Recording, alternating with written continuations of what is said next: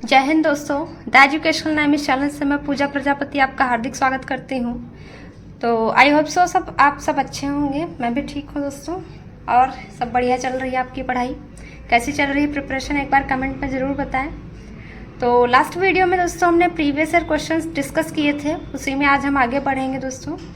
What happens when, इस type के questions जब आते हैं कि क्या होता है जब, या क्या होता है यदि हम इसको मिक्स करें तो क्या बनेगा, या हम इससे कैसे कोई चीज़ बनाएंगे, ऐसे इस टाइप के क्वेश्चंस रहते हैं। तो उन्हीं को आज हम डिस्कस करने वाले हैं दोस्तों। जिसमें जो हमारा फर्स्ट क्वेश्चन है, when baking soda is heated, मतलब कि जब बेकिंग सोडा को हम हीट करते हैं तब क्या होता है। तो दोस्तों सबसे पहले तो हमें बेकिंग सोडा का फॉर्मूला पता होना चाहिए। तो बेकिंग सोडा का जो फॉर्मूला होता है दोस्तों वह आपका होता है NaHCO3 मीन्स दैट, और इसका जो केमिकल नेम है दोस्तों वह क्या होता है, सोडियम बाई कार्बोनेट।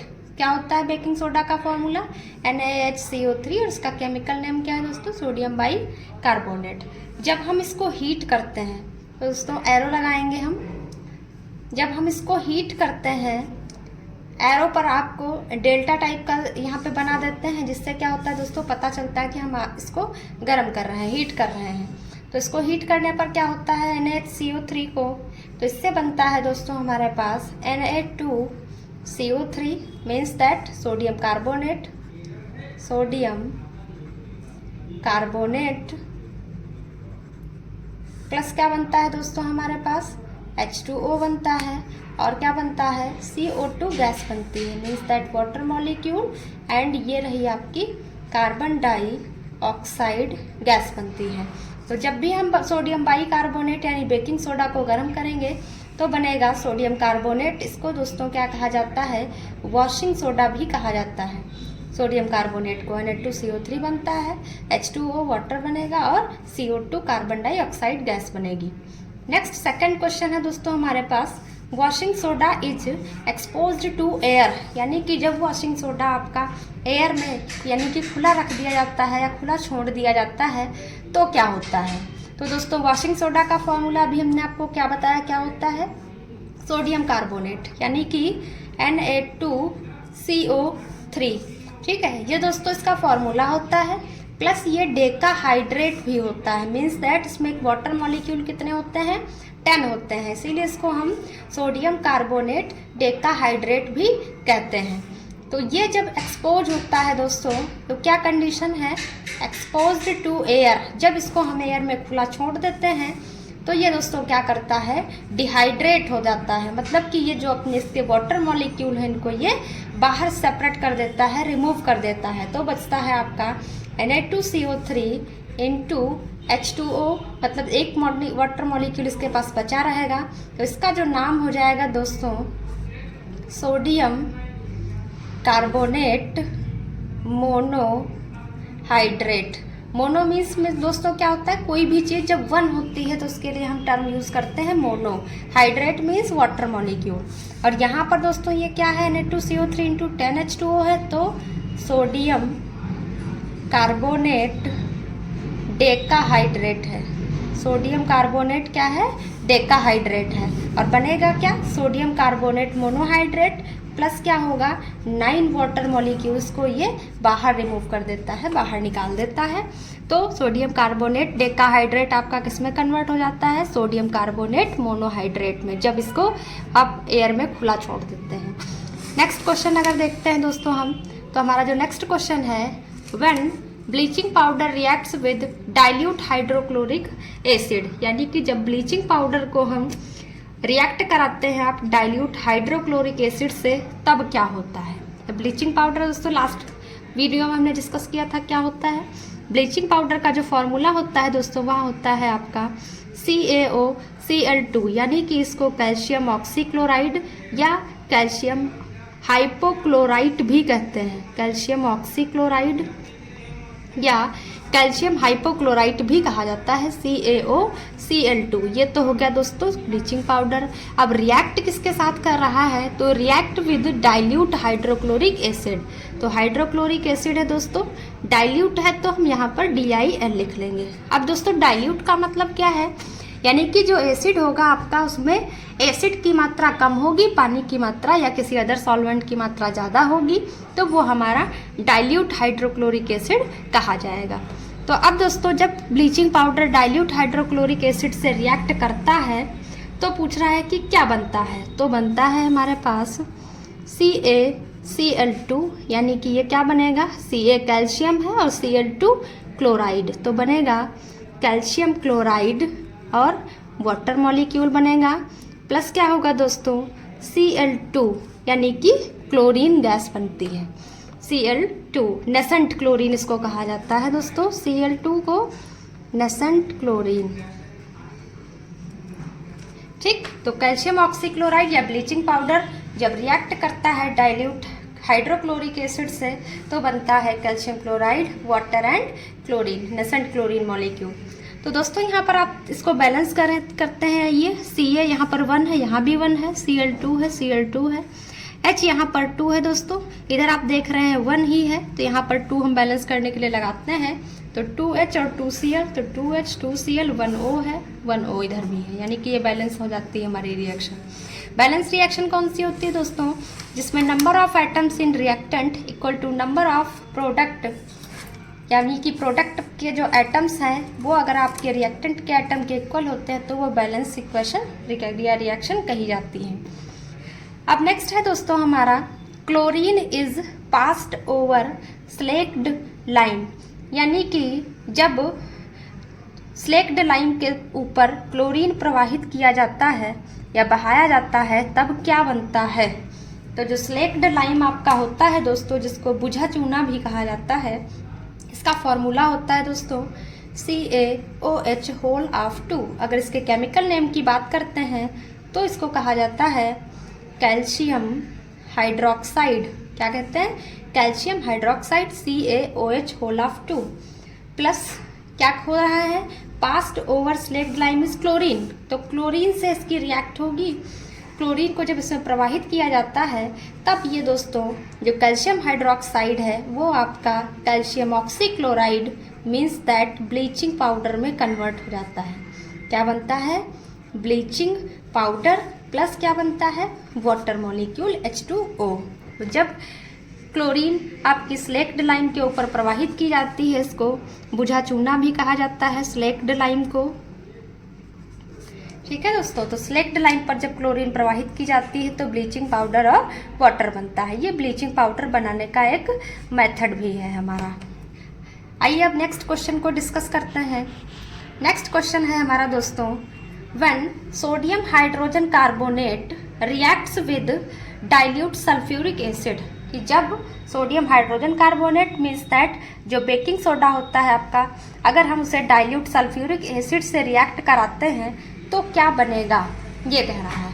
तो आइए सोडियम हाइड्रोजन कार्बोनेट का फॉर्मूला दोस्तों, sodium Na, hydrogen means H, carbonate CO3, तो NaHCO3, इस प्रकार सोडियम हाइड्रोजन कार्बोनेट का फॉर्मूला हो जाएगा, जिसका जो कॉमन नेम होता है दोस्तों वह होता है बेकिंग सोडा। रिएक्ट किससे कर रहा है दोस्तों, डाइल्यूट सल्फ्यूरिक एसिड, तो सल्फ्यूरिक एसिड का फॉर्मूला होता है आपका H2SO4, और यह है कैसा दोस्तों, डाइल्यूट, यानी कि इसमें एसिड की मात्रा कम होगी। तो ये डाइल्यूट सल्फ्यूरिक एसिड से रिएक्ट करेगा तो दोस्तों बनता है हमारे पास Na2SO4, जिसको कहते हैं हम सोडियम सल्फेट।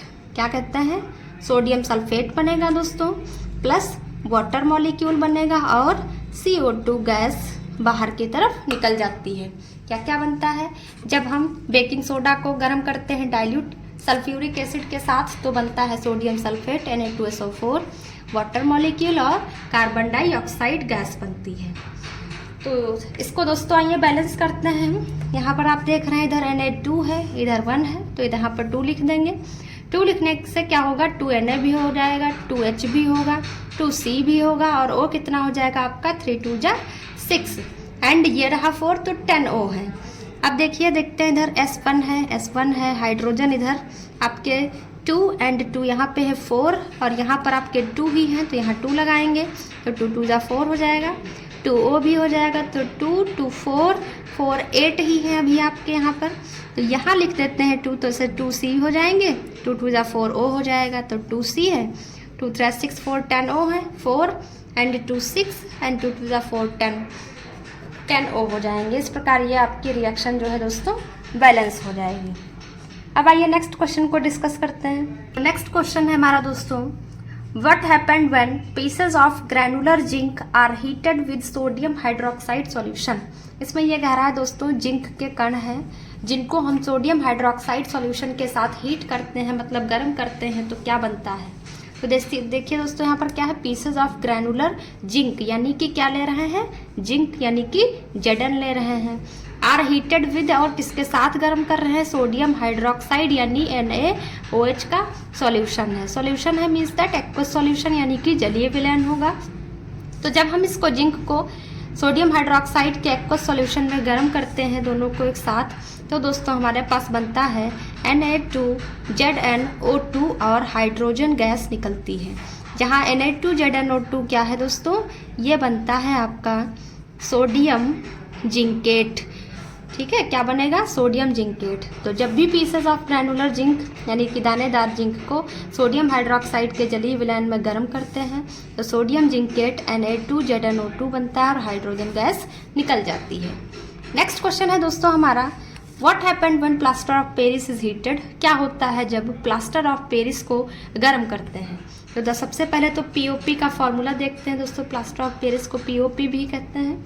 इसका फॉर्मूला होता है दोस्तों CaSO4 इंटू हाफ H2O, यानी कि इसका केमिकल नेम क्या बनता है, कल हमने लास्ट वीडियो में डिस्कस किया था, कैल्शियम सल्फेट हेमीहाइड्रेट। क्या है, कैल्शियम सल्फेट हेमीहाइड्रेट यानी कि CaSO4 इंटू हाफ H2O। जब हम इसको हीट करते हैं तो दोस्तों इसके लिए काफ़ी हाई टेम्परेचर की नीड होती है इसको गर्म करने के लिए, और जब इसको हम गर्म करते हैं तो दोस्तों क्या होता है, ये कैल्शियम सल्फेट में कन्वर्ट हो जाता है, प्लस आपका ये हाफ H2O यानी कि ये एनहाइड्रस हो जाता है, डिहाइड्रेट हो जाता है, और इसको हम क्या कहते हैं, एनहाइड्रस कैल्शियम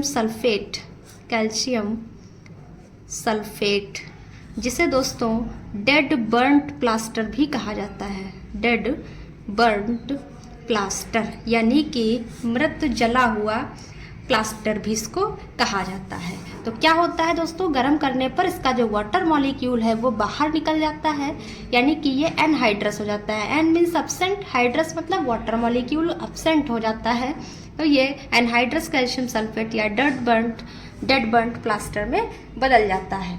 ठीक है दोस्तों, ये है हमारा नेक्स्ट क्वेश्चन। अब what happened when carbon dioxide is passed into lime water. अब कह रहा है दोस्तों क्या होता है जब लाइम वाटर को हम कार्बन डाइऑक्साइड गैस प्रवाहित करते हैं तब क्या होता है। तो दोस्तों देखिए कार्बन डाइऑक्साइड का फॉर्मूला क्या होता है आपका CO2। ठीक, ये कार्बन डाइऑक्साइड गैस हो गई, पास्ड इनटू, कहाँ पास की जा रही है, लाइम वाटर में। लाइम वाटर किसको कहा जाता है दोस्तों, अभी जो मैंने आपको बताया था CaOH2। ठीक है, इसी को कहा जाता है लाइम वाटर। एक्वस सॉल्यूशन होता है। एक्वस सॉल्यूशन मतलब जलीय विलयन, यानी कि कैल्शियम हाइड्रोक्साइड के जलीय विलयन को लाइम वाटर या चूने का पानी कहा जाता है। ठीक है, तो चूने के पानी में जब हम कार्बन डाइऑक्साइड गैस प्रवाहित करते हैं तो यह एक टाइप से क्वेश्चन और भी आता है कि यह दूधिया पानी में बदल जाता है, यानी कि वाइट प्रेसिपिटेट, मिल्की प्रेसिपिटेट बनाता है दूध जैसा। तो वह क्या होता है दोस्तों, CaCO3, जिसको कहा जाता है कैल्शियम कार्बोनेट, और ये कैसा बनता है, वाइट प्रेसिपिटेट। प्रेसिपिटेट मतलब दोस्तों अवक्षेप के रूप में तली में बैठ जाता है, सॉलिड फॉर्म में तली में बैठ जाता है, और क्या बनता है, वाटर मॉलिक्यूल, जो कि क्या होता है, लिक्विड फॉर्म में होता है। तो जब भी लाइम वाटर में या चूने के पानी में कार्बन डाइऑक्साइड गैस प्रवाहित की जाती है तो वह दूधिया पानी यानी कि कैल्शियम कार्बोनेट के वाइट प्रेसिपिटेट में कन्वर्ट हो जाता है।